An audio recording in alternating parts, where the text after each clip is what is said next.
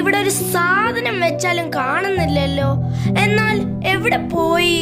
ഞാൻ ഇവിടെയല്ലേ വെച്ചത്.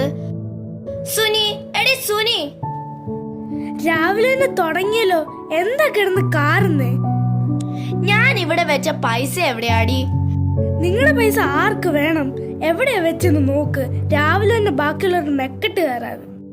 ആരെടുത്താലും എനിക്ക് എന്റെ പൈസ ഇപ്പം കിട്ടണം. ഇതല്ലേ നിങ്ങളുടെ പൈസ? കണ്ണും കാണത്തില്ല. ദേ, കണ്ണ് കാണാത്തത് എനിക്കല്ല, നിന്റെ കെട്ടിയോനൊരുത്തനുണ്ടല്ലോ. ഓ, എന്റെ മോന്, അവൻക്കാ കണ്ണ് കാണാത്തത്. ദേ, രാവിലെ തന്നെ തുടങ്ങിയാലുണ്ടല്ലോ. അതേടി, അവനായ കാലത്ത് കണ്ണ് കാണാമായിരുന്നെങ്കിൽ നിന്നെ പോലെ ഒരുത്തിയെ ഈ വീട്ടിൽ വരുത്തില്ലായിരുന്നു. അങ്ങനെ ചുമ്മാ വലിഞ്ഞു കേറി വന്നവളല്ലേ ഈ സുനി. പിന്നെ കൊട്ട കണക്കല്ലേ ഇങ്ങോട്ട് കൊണ്ടുവന്നത്. ഇങ്ങോട്ട് കേറി വന്ന ഒറ്റ തെറ്റേ ഞാൻ ചെയ്തിട്ടുള്ളൂ. ദൈവമേ, എന്റെ തല അങ്ങ് എടുത്താ മതി. ഒന്ന് നിർത്തുന്നുണ്ടോ? കുറെ നേരം നിങ്ങൾ രണ്ടുപേരും കൂടെ. എടി സുനി, സൂം കണക്ട് ആയിട്ടുണ്ട്, നീ വന്നിരിക്കുന്നില്ലേ?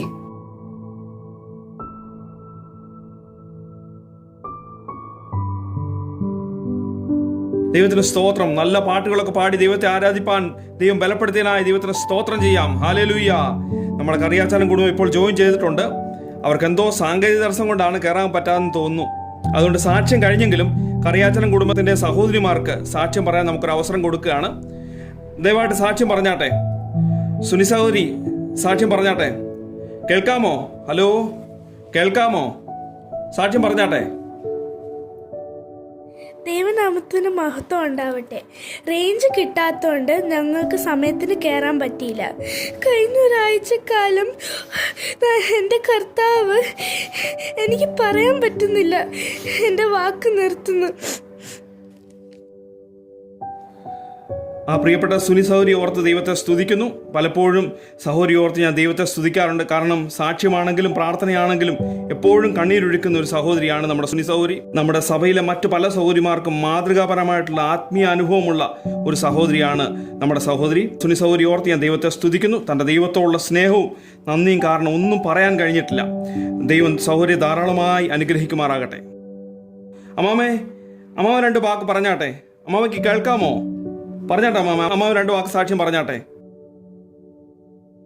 പ്രിയപ്പെട്ട ദൈവമക്കളെ, നമ്മുടെ സഭയിൽ ഒരു മുതിർന്ന സഹോദരി എന്ന നിലയിൽ എനിക്ക് നിങ്ങളോട് ചിലത് പറയാനുണ്ട്.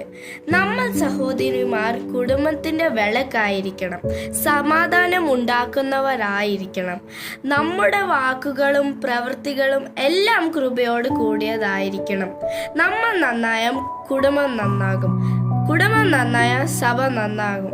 ഞാനും ദൈവം എനിക്ക് തന്ന എൻ്റെ മോളും ഞങ്ങളെപ്പോഴും നമ്മുടെ സഭയുടെ സഹോദരിമാർക്ക് വേണ്ടി പ്രാർത്ഥിക്കുന്നുണ്ട്.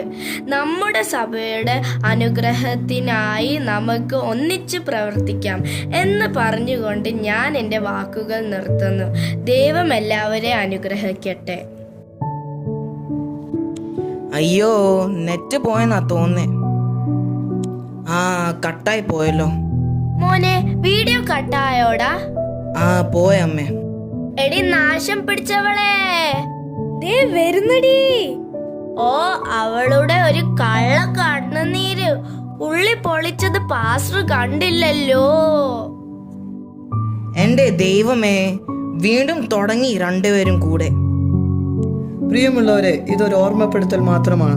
കെട്ടിയാടുന്ന കപടവേഷങ്ങളുടെ തഴക്കവും പഴക്കവും കൊണ്ട് തിരുത്തലുകൾക്ക് വിധേയമാകാൻ മനസ്സ് വെക്കാത്ത കപടഭക്തർക്ക് സഭയുടെ 4 ചുവരുകൾക്കുള്ളിൽ ആത്മീയതയുടെ അനുഭവങ്ങൾക്ക് പകരം അഭിനയങ്ങൾ കൈമുതലാക്കിയ പൊയ്മുഖങ്ങൾക്ക് മാറേണ്ടത് പ്രഹസനങ്ങളാണ്, അർത്ഥശൂന്യമായ പ്രകടനങ്ങളുമാണ്.